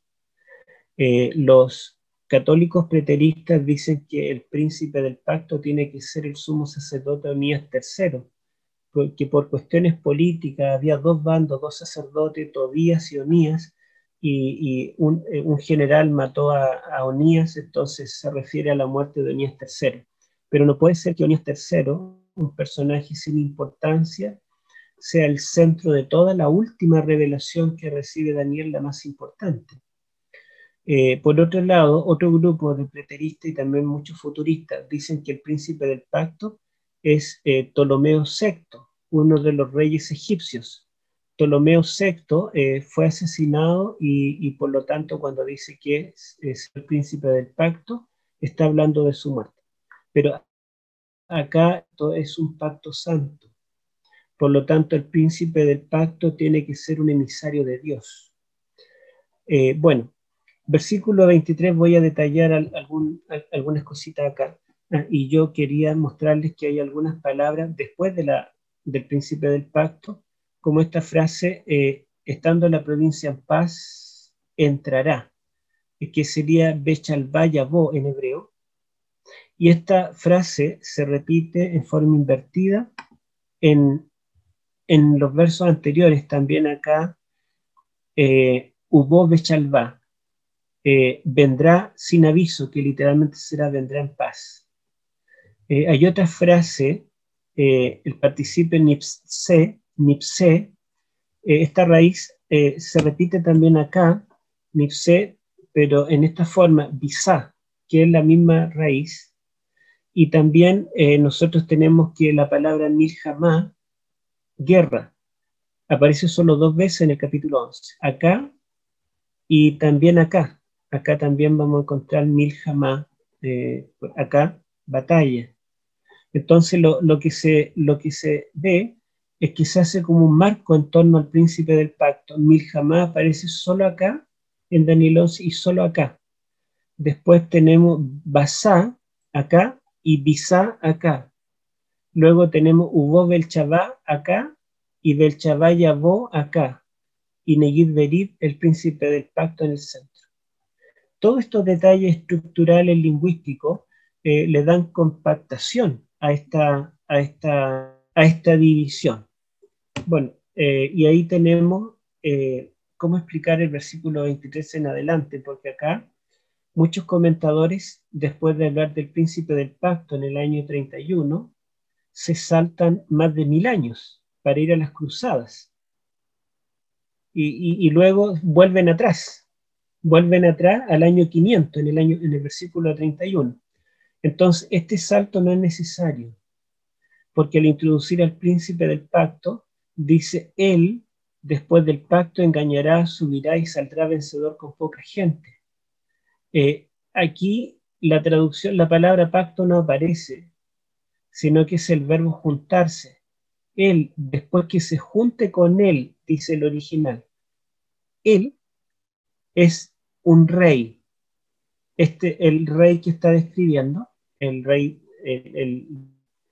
después de juntarse con él, y él es el príncipe del pacto, que es el antecedente que tenemos acá. Por lo tanto, tenemos que buscar qué emperador romano se juntó o se unió al cristianismo. Y sabemos quién fue, Constantino. Pero dice, engañará. El texto hebreo dice que se juntará al príncipe del pacto engañoso. Y la verdad es que Constantino se hizo cristiano, entre comillas, con un propósito particular, lo que le permitió salir vencedor con poca gente. Voy a mostrar acá este mapa. En el año 306, Constantino fue coronado emperador aquí, en el norte del Imperio Romano, pero paralelamente aquí en el sur, en Roma, fue coronado Magencio.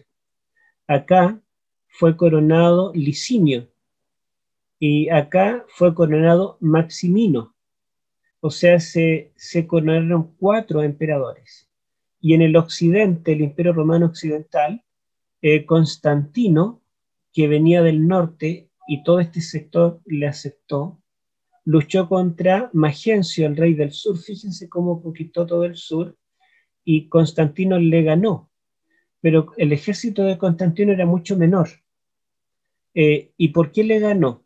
Bueno, la historia nos dice que cuando él cruzaba el puente Milvio para enfrentarse en Roma contra Magencio, él tuvo la visión de la cruz y él peleó contra Magencio con este símbolo.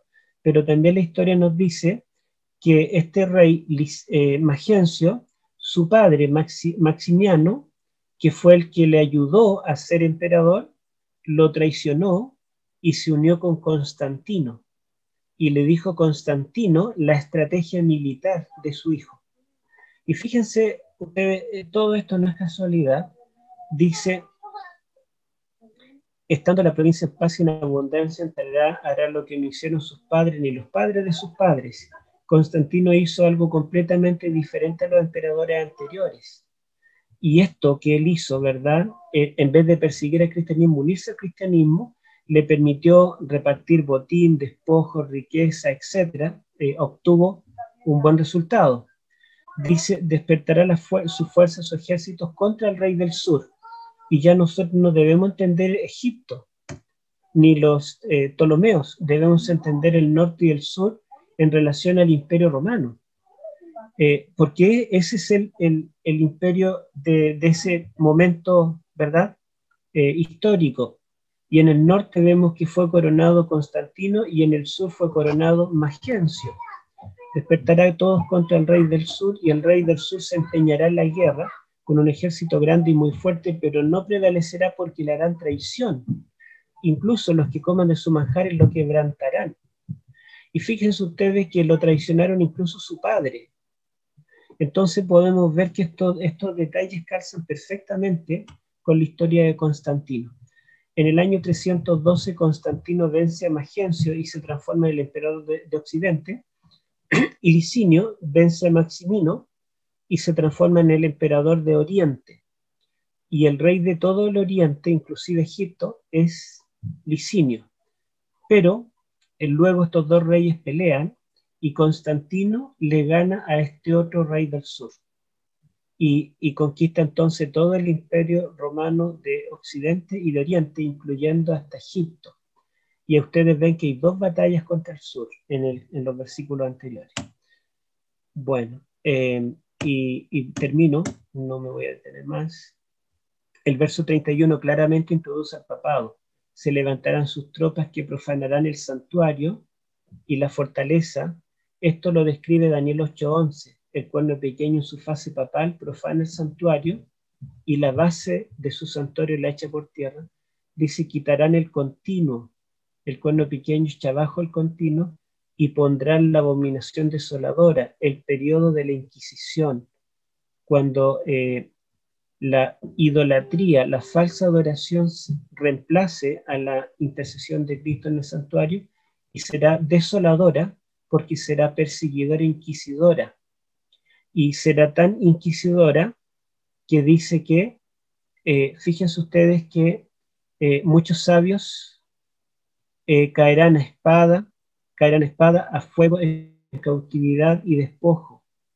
La palabra sabios, la palabra pueblo, el verbo caerán, son verbos que unen, términos que unen todos estos versículos, que está hablando de Roma papal. El 35 dice también: algunos de los sabios caerán para ser depurados, limpiados y emblanquecidos hasta el tiempo del fin, literalmente. Y el tiempo del fin comienza en 1798. Por lo tanto, esta persecución contra los sabios del pueblo será hasta el tiempo del fin, hasta 1798.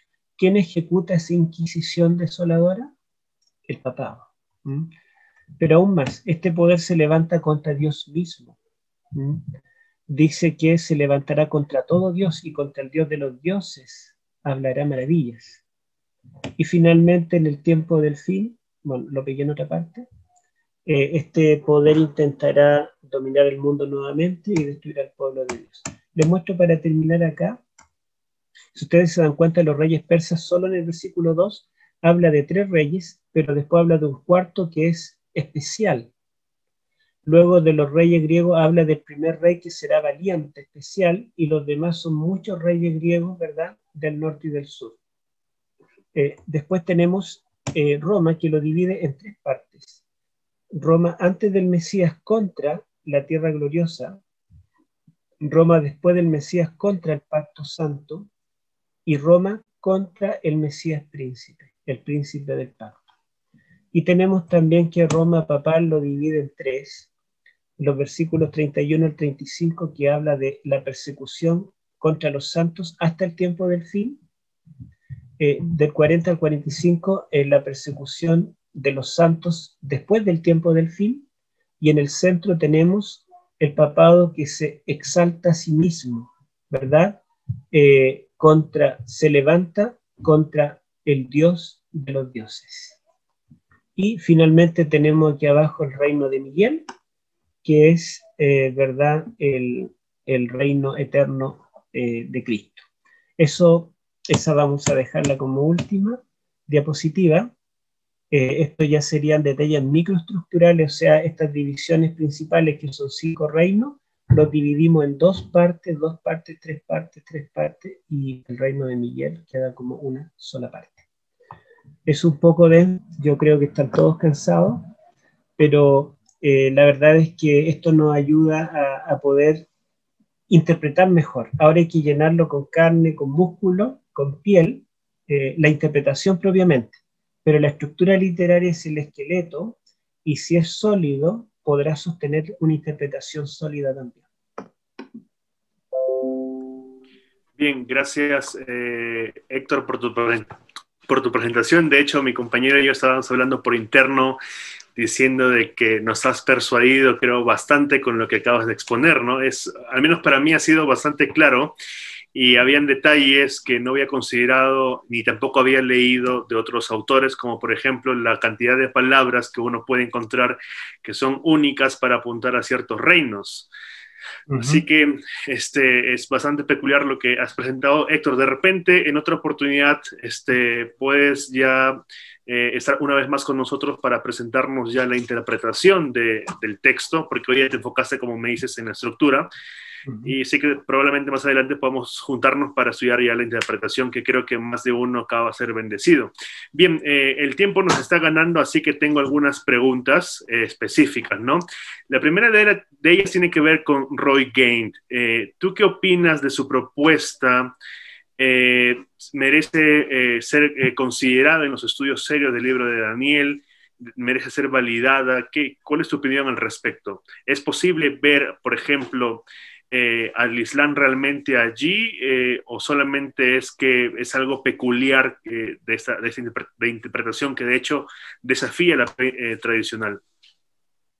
Bueno, dentro de mi artículo, que yo coloco algunas citas de Elena de White, en realidad no escribo las citas, coloco, digamos, la fuente nomás, pero ella dice que cuando nosotros estudiamos Daniel y Apocalipsis, debemos ver que las secuencias se van repitiendo.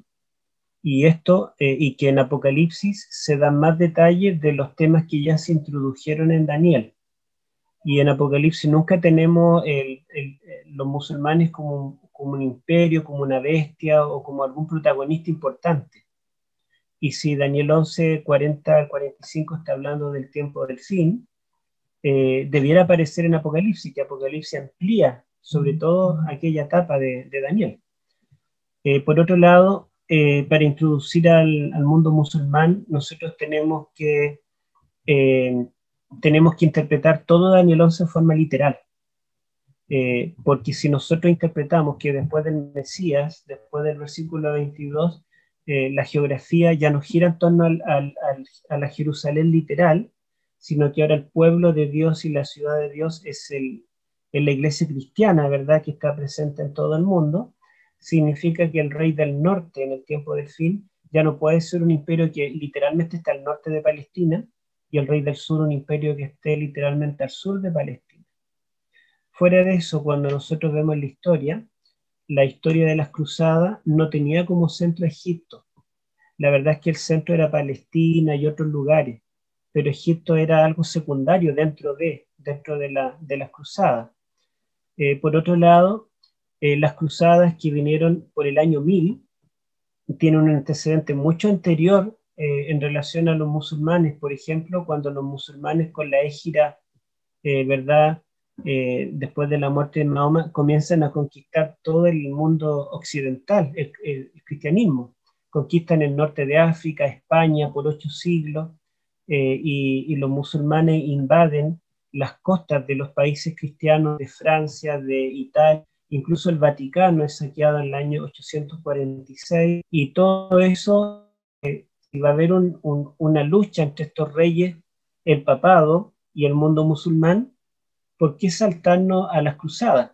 Si la verdad es que los combates comenzaron ya desde el siglo VII.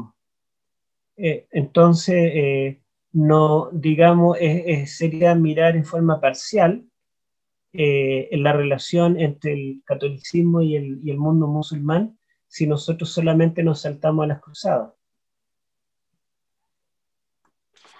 Ahora, gracias por la respuesta. Moviéndonos un poco a otro autor.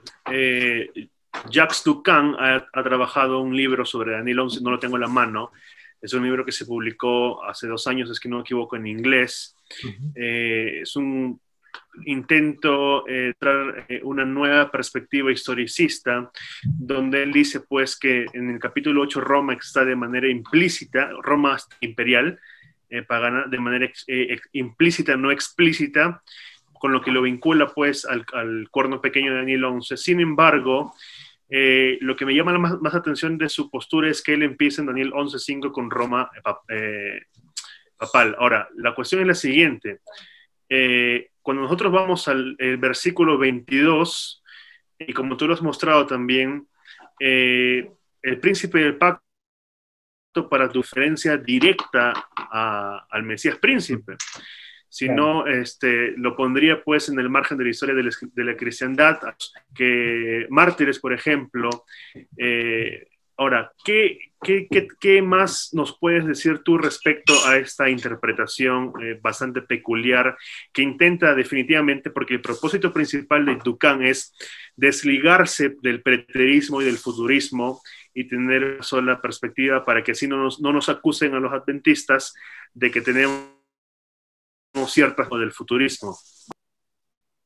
Bueno, la verdad es que hay cosas que no calzan en realidad para nada, lingüísticamente, históricamente. Y, por ejemplo, a ver, él comienza el libro criticando justamente a los preteristas, porque dice que ellos introducen en el capítulo 11 a Antíoco Epífanes, y que puesto que lo introducen allí, ellos de atrás para adelante, porque después van al capítulo 8 y tratan de justificar la presencia de Antíoco Epífanes allí, en el cuerno pequeño, y al 2 y lo encuentran. O sea, dice él, si nosotros leemos Daniel en orden, desde el capítulo 1 hacia adelante, no lo vamos a encontrar nunca. Pero como ellos lo ven en el capítulo 11, tratan de meterlo después en el 8 y en los otros capítulos. Y cuando él hace su análisis ya, él comete exactamente el mismo error. Porque en el capítulo 11 él dice, debemos sacar a Roma imperial, como tú dices. Entonces se salta de Grecia, se salta al papado. Pero para justificar esto, él dice, retrocedamos el capítulo 8. Y retrocede al capítulo 8 y él saca a Roma también de allí. Entonces, en el fondo, está cometiendo el mismo error. Una vez que él introduce una idea nueva en el capítulo 11, trata de justificarlo también en los capítulos anteriores. Y eso, ¿verdad?, es repetir el error que él está criticando. Entre otras cosas, ¿verdad? Pero básicamente lo más importante es que nosotros no podemos sacar a Cristo del versículo 22. No solamente porque somos cristianos y nos interesa, sino porque la palabra Nagid, príncipe, aunque en el castellano, ¿verdad?, la palabra príncipe en Daniel aparece un sinfín de veces, pero todas las veces que aparece la palabra príncipe en hebreo en realidad es zar. En el capítulo 1 dice el príncipe de los eunucos, zar. Después habla en el capítulo 9 de Daniel ora y dice nuestros príncipes han pecado, y zar, zarim. Después habla en el 8 del príncipe del ejército, zar sabá. Después habla de Miguel vuestro príncipe, zar. Pero la única vez que utilizan allí es en el 11:22 y en el capítulo 9, 25-26. O sea, en los dos lados es llamado de una forma exclusiva, en los dos lados muere y en los dos lados es vinculado a un pacto. Entonces no hay duda de que se está refiriendo a la muerte de Cristo. Bien, tengo una última pregunta, Héctor, aquí. ¿Qué pasaría si nosotros no consideramos el elemento cristocéntrico no solamente para interpretar Daniel 11, sino también para verlo en la estructura? Bueno, si nosotros no consideramos el elemento cristocéntrico, justamente yo hoy estuve leyendo unas citas del N. de White de Testimonio para los Ministros, donde dice que nosotros debemos interpretar Daniel cristocéntricamente, no debemos nunca perderlo de vista. Pero fuera de eso, en cada capítulo Cristo es el centro, y la estructura completa del libro tiene a Cristo en el centro. Entonces sería una excepción si la última revelación, que supuestamente es la más importante, no tiene a Cristo. Entonces Cristo tiene que ser el centro.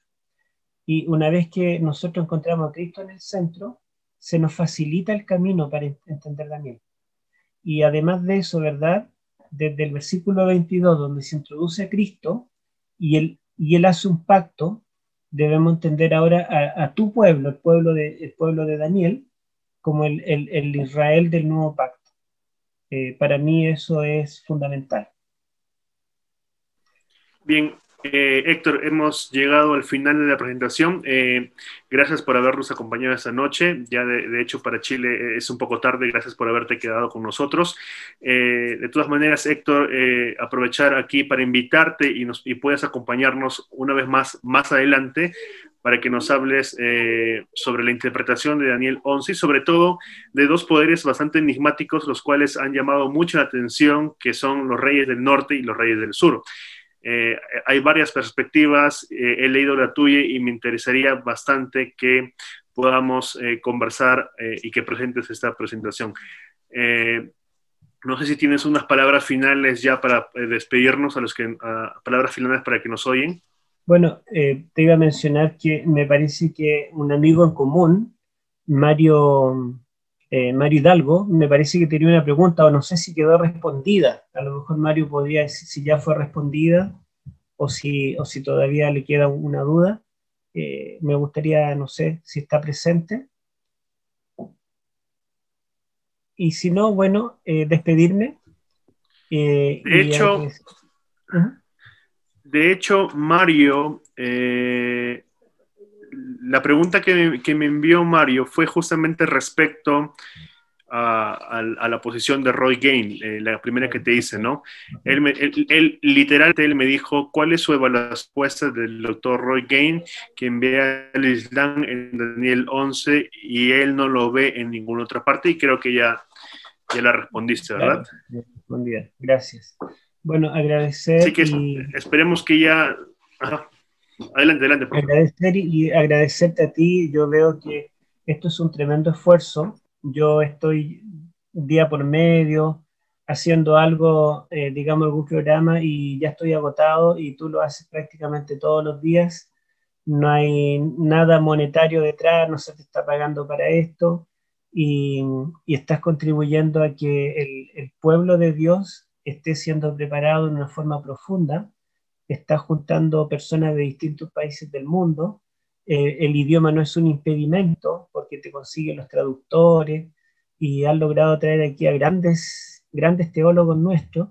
Entonces te agradezco y pido a los hermanos presentes que oremos por Joel, que Dios le dé salud, que le dé sabiduría, que le dé humildad, y que pueda seguir haciendo este trabajo, y que sea un Hermes, un comunicador de los secretos de los dioses para la gente común. Gracias, Héctor, por tus palabras, las aprecio bastante, de verdad. Amigos, hemos llegado al final del programa. Como ya mencionamos, Dios mediante vamos a tener más adelante una vez más a Héctor con nosotros, ya para que nos hable de la interpretación de Daniel 11 en sí. De hecho, él escribió un artículo que ahorita está siendo evaluado, y Dios mediante esperamos publicarlo para luego también compartirlo con todos ustedes.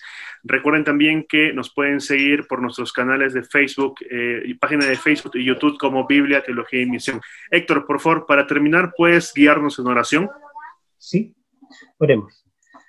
Padre Celestial, te damos gracias, Señor, porque tú nos has permitido poder estudiar tu palabra, poder profundizar un poquito más. Quizá este tema es denso para muchos, pero te pedimos que ellos lo puedan volver a escuchar, y al mismo tiempo, Señor, esto le ayude, sea una herramienta que les permita entender mejor este capítulo que ha sido difícil para nuestra iglesia a través de su historia, y que, como vimos al principio, todavía no hay unanimidad dentro de nuestros intérpretes. También, Señor, ayúdanos a entender en una forma madura, no criticando, no viendo como malo a alguien que piensa diferente, sino el esfuerzo que cada uno de nosotros estamos haciendo para intentar dilucidar este capítulo. Podemos estar equivocados, pero eso no quiere decir que no haya honestidad de parte de cada uno de nosotros. Te pedimos, Señor, que todo esto, estas distintas posturas que se están dando, que sirvan para la unidad de la iglesia. En la diversidad hay unidad, que tu Espíritu Santo sea el que nos guíe, y que finalmente todo esto contribuya no solamente a instruir a tu pueblo, sino también a clarificar estos puntos que todavía no están definidos. Bendice a cada uno de los presentes y a todos los hermanos que escuchan. Te lo pedimos por Jesús. Amén. Amén. Muchas gracias a todos los que nos han acompañado esta noche. De aquí será hasta la próxima. Bendiciones. Hasta luego.